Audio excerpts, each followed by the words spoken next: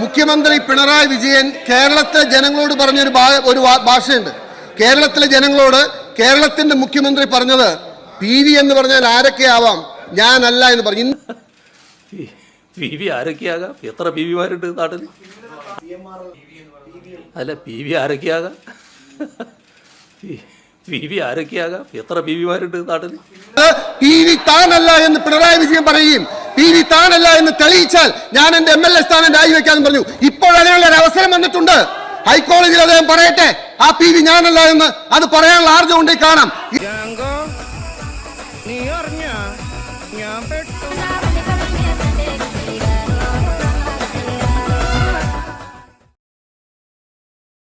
ഞാനല്ല എന്ന് പറഞ്ഞു. ഇന്നും അത് വിശ്വസിച്ച് ഏറ്റുപാടുന്ന കമ്മ്യൂണിസ്റ്റ് സഖാക്കന്മാരും നേതാക്കന്മാരും ഇവിടെയുണ്ട്. ഞാൻ പറയാം, ഇന്ന് ഹൈക്കോടതി പിണറായി വിജയന് നോട്ടീസ് അയച്ചിട്ടുണ്ട്. ഞാൻ ചോദിക്കുന്ന കാര്യം, കോടതിക്ക് മുമ്പാകുള്ള വിഷയം ഇവിടെ പരാമർശിക്കാൻ പാടില്ല. കോടതിക്ക് മുമ്പ് സബ് ജുഡീസ് ആണ്, നിങ്ങൾ അഭിഭാഷകനാണ്. സബ് ജുഡീസ് ആയ ഒരു വിഷയം ഇവിടെ പരാമർശിക്കാൻ പാടില്ല. ഞാനല്ല പിണറായി വിജയൻ പറഞ്ഞ ഒരു വാചകത്തെ കുറിച്ചാണ്, അതിനെ കുറിച്ച് പറയാൻ പാടില്ല. കോടതിക്ക് മുമ്പാകുള്ള വിഷയത്തെ കുറിച്ച് പരാമർശിക്കാൻ പാടില്ല. കോടതിയിലെ കാര്യം അല്ല പറയണേ. നിങ്ങൾ പറഞ്ഞല്ലോ, അതായത് മുഖ്യമന്ത്രി പറഞ്ഞു PV എന്നത് ഞാനല്ല എന്ന് പറഞ്ഞു. ശരിയാണല്ലോ, അത് കോടതി പറഞ്ഞല്ലോ. ഞാൻ പറയുന്നത് ആ വാദം അദ്ദേഹം എടുക്കുമെന്നുണ്ടെങ്കിൽ ഞാനൊരു ഭാഷ പറഞ്ഞിരുന്നു.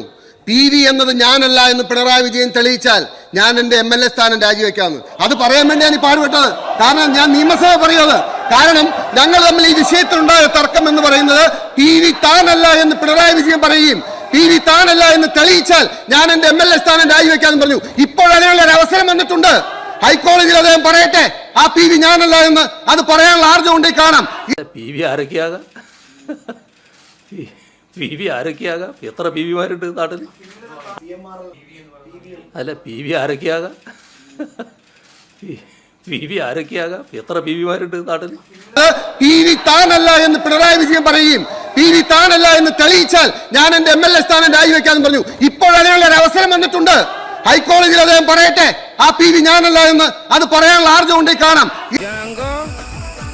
നീ അറിഞ്ഞ ഞാൻ